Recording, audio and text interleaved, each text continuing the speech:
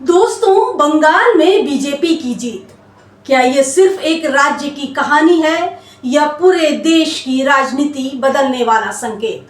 क्या ये ममता बनर्जी के 15 साल के शासन को सीधी चुनौती है या फिर बीजेपी के मिशन और मकसद के जल्द ही पूरा होने के संकेत?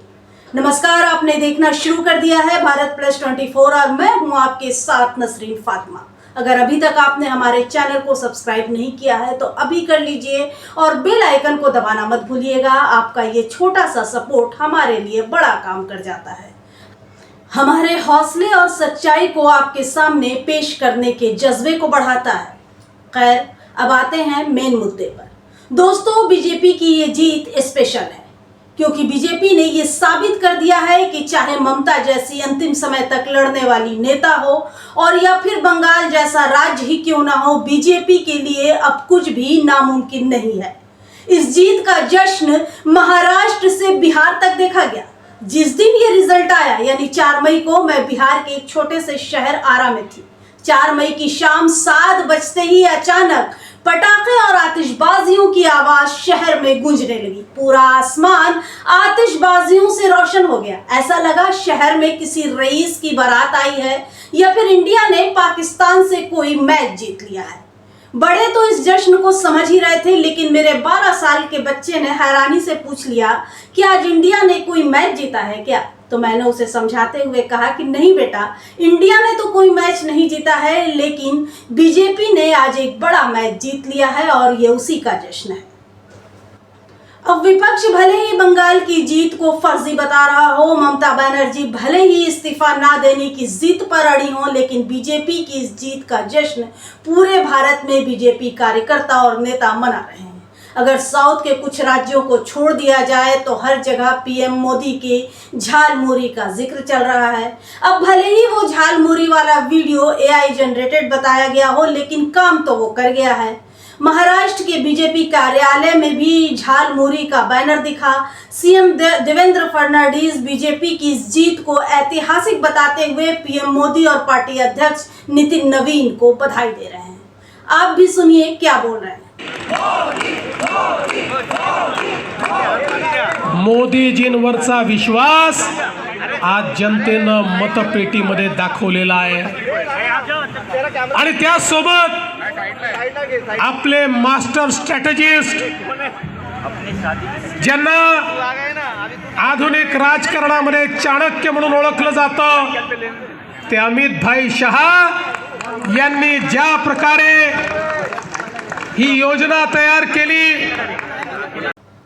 दोस्तों, नितिन नवीन का जिक्र करना भी जरूरी है। पार्टी अध्यक्ष होते हुए इस चुनाव में भले ही कोई अहम रोल ना रहा हो, लेकिन इतिहास में ये दर्ज जरूर हो गया कि सालों की मेहनत के बाद अगर बीजेपी को बंगाल में जीत मिली तो एक बिहारी की अध्यक्षता में।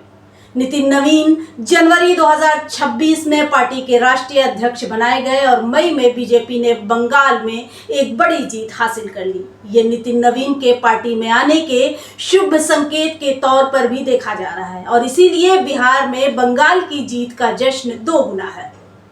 अब भले ही विपक्ष बीजेपी की इस जीत को हजम नहीं कर पा रहा है, तमाम तरह के आरोप बीजेपी और चुनाव आयोग पर लग रहे हों, लेकिन इस बात से इनकार नहीं किया जा सकता कि बीजेपी जीतना जानती है, लड़ना जानती है और अपने मिशन को कामयाब बनाना भी जानती है। बीजेपी का एक एक कार्यकर्ता, चाहे वो छोटे कस्बे से आता हो या बड़े शहर से, उनका मिशन बस एक ही है। वो किसी भी चुनाव को सिर्फ इसलिए जीतना नहीं चाहते कि बीजेपी सत्ता में आ जाए, 5 साल राज्य करे और फिर 5 साल बाद अगला चुनाव लड़े। बीजेपी के एक एक कार्यकर्ता का एक सपना है, एक मिशन है और जोश है, और वो मिशन हम सब जानते हैं, किसी से छुपा नहीं है। बीजेपी के कई बड़े नेता कई बार खुद अपने मिशन को बता चुके हैं। अब सवाल ये है कि क्या विपक्ष के पास कोई मिशन है, कोई सपना है, कोई मकसद है या कोई गोल है जो बीजेपी से इतनी बड़ी लड़ाई लड़ सके? तो जवाब है नहीं।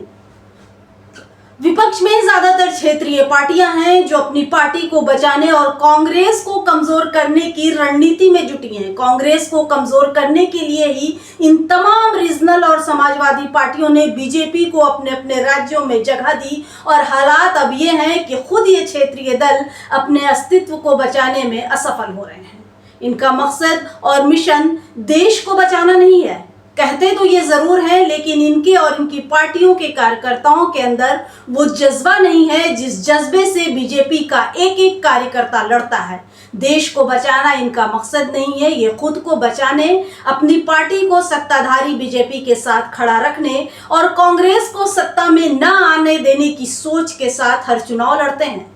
अगर इन तमाम विपक्षी पार्टियों का मकसद एकजुटता के साथ देश को बचाना सर्वोपरि हो जाए तभी ये बीजेपी के साथ लड़ सकते हैं, वरना बीजेपी अपने जिस हौसले और जोश के साथ हर चुनाव लड़ती है उसे जीत पाना इन विपक्षियों के बस में नहीं है। और भले ही मेरी ये बात कुछ लोगों को कड़वी जरूर लगे, लेकिन सच्चाई यही है कि आने वाला समय सिर्फ और सिर्फ बीजेपी का होगा। बंगाल में बीजेपी की जीत को आप किस तरह देखते हैं ये हमें कमेंट बॉक्स में जरूर बताइएगा, क्योंकि आपके हर कमेंट को हम पढ़ते और समझते हैं। अब दीजिए इजाजत और देखते रहिए भारत प्लस 24। जय हिंद।